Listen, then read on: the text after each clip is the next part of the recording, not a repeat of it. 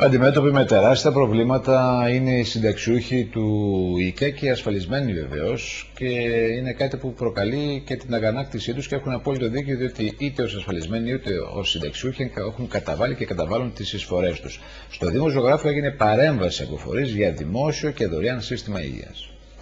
Παρέμβαση πραγματοποίησαν στα ιατρεία του ΙΚΑ Ζωγράφου, το Σωματείο Συνταξιούχων, ο Δημοκρατικός Σύλλογος Γυναικών και το Παράρτημα Συνδικάτου Οικοδόμων της περιοχής.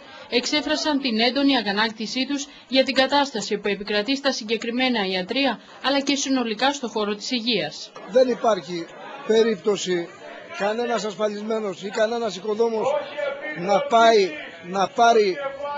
να πληρώσει για τον δύο γιατρό, γιατί δεν έχουμε λεφτά.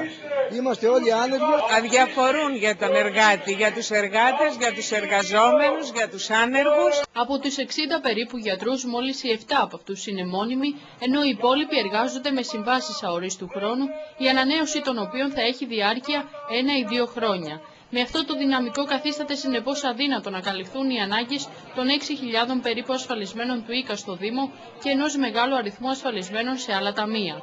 Έτσι, η αναμονή για ραντεβού στις περισσότερες περιπτώσεις είναι 1,5 με 2 μήνες, με αποτέλεσμα οι ασφαλισμένοι να ταλαιπωρούνται για να εξεταστούν ή να γράψουν φάρμακα. Έπειτα τηλέφωνο λέει άκυρο. Τώρα ήρθα μετά 20 μέρες. Είναι κατάσταση αυτή. Έχουμε πληρώσει τόσα λεφτά από τα ασφαλιστικά ταμεία.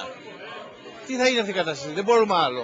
Οι μεθοδεύσεις της σημερινής κυβέρνησης οδηγούν ολοταχώς σε παραπέρα απαξίωση του τομέα υγείας πρόνοιας, δίνοντας παράλληλα τη διείσδυση των ιδιωτικών συμφερόντων και ιδιαίτερα του μεγάλου κεφαλαίου στο σύστημα παροχής αυτού του κορυφαίου κοινωνικού αγαθού. Εμείς που παράγουμε και παρήγαμε τον πλούτο, θέλουμε και απαιτούμε να έχουμε δημόσια και δωρεάν υγεία πρόνοια για όλους τους ασφαλισμένους εργαζόμενους του συνταξιού.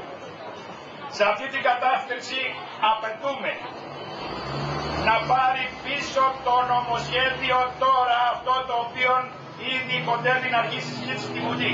Υπογραμμίζοντας πως η υγεία δεν είναι εμπόρευμα, απέτησαν και μέσω κοινού ψηφίσματος ενιαίο αποκλειστικά δημόσιο και δωρεάν σύστημα υγείας πρόνοιας και άμεσες προσλήψεις στον τομέα, ενώ συνέδεσαν τις διεκδικήσεις αυτές με την ανάγκη μαζικής δράσης για την επιτυχία της απεργίας στις 23 Φεβρουαρίου.